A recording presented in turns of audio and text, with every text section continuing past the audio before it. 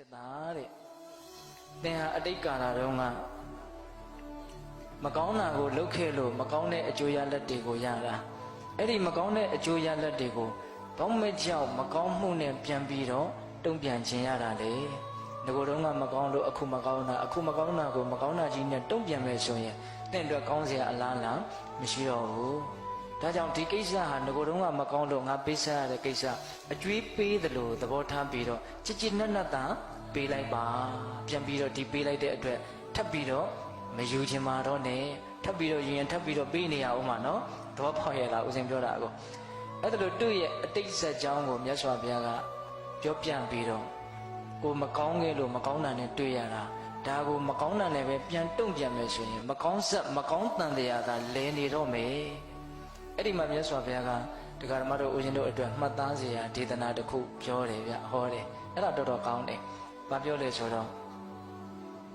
သူကကိုယ့်ကိုကြမ်းကြမ်းထန်ထန်ပြောလို့ကိုကသူ့ကိုပြန်ပြီးတော့ကြမ်းကြမ်းထန်ထန်ပြောမယ်ဆိုရင်တယောက်ပြီးတယောက်ပြောနေတာနဲ့ဘယ်တော့မှဆုံးတော့မှာမဟုတ်ဘူးတဲ့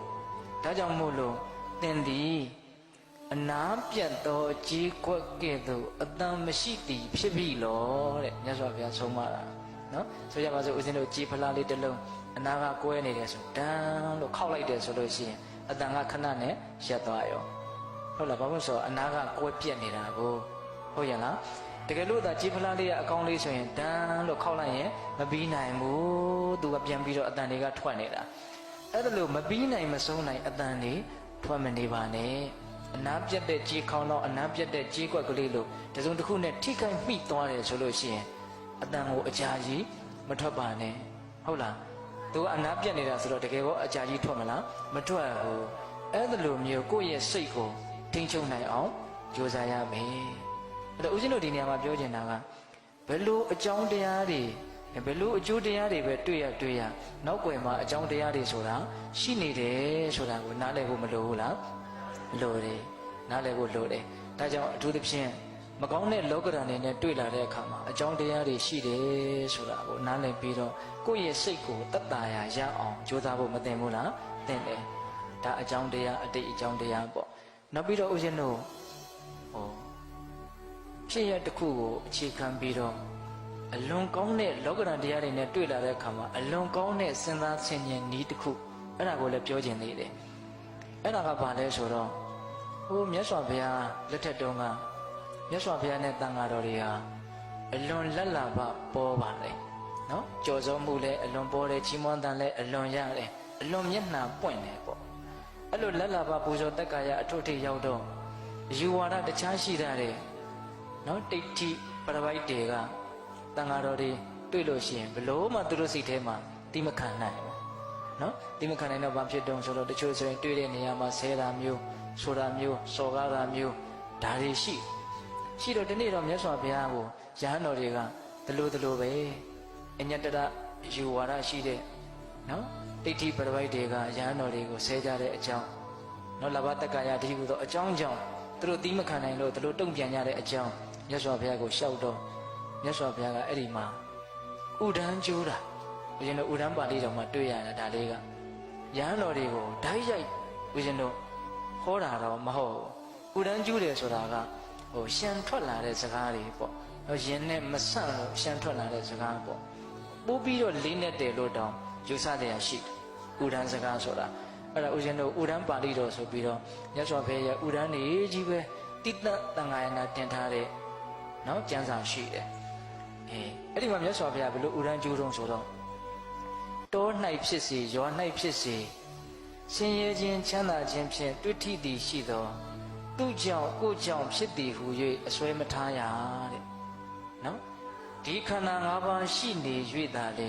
ချမ်းသာခြင်းဆင်းရဲခြင်းဆိုတာတွေ့ထိလာတာအကယ်၍သာခန္ဓာ၅ပါးမရှိဘူးဆိုရင်ချမ်းသာခြင်းဆင်းရဲခြင်းဆိုတာတွေ့ထိစရာအကြောင်းဘယ်မှာရှိပါအပ်နည်းတဲ့ဟောဒါလေးပြောတာဆိုးရတဲ့လောကဓာတ်နေနဲ့တွေ့လာတဲ့အခါမှာအလွန်ကောင်းတဲ့အတုမဲ့စိတ်တလက်လို့တောင်ဦးဇင်ကထင်တယ်ဟုတ်လားပြန်ပြောမယ်နော်တော၌ဖြစ်စေရွာ၌ဖြစ်စေဆင်းရဲခြင်းချမ်းသာခြင်းတို့ဖြင့်တွေ့ထိလာသည်ရှိသောသူကြောင့်ဖြစ်သည်ငါကြောင့်ဖြစ်သည်ဟု၍အစွဲမထားရတဲ့ဘယ်နေရာမှာနေချမ်းသာခြင်းဆင်းရဲခြင်းဆိုတာကတော့တွေ့ရမှာကြုံရမှာပဲ